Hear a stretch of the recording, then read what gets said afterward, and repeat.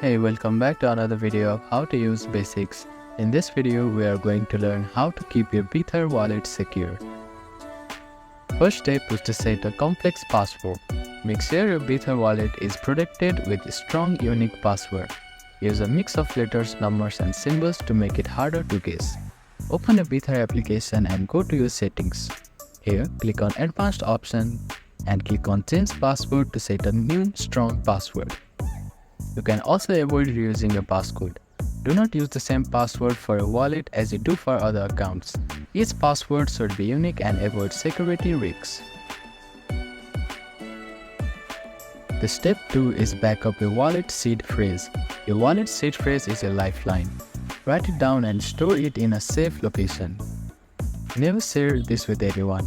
Don't store your seed phrase in digital format like email or cloud services, as they can be hacked.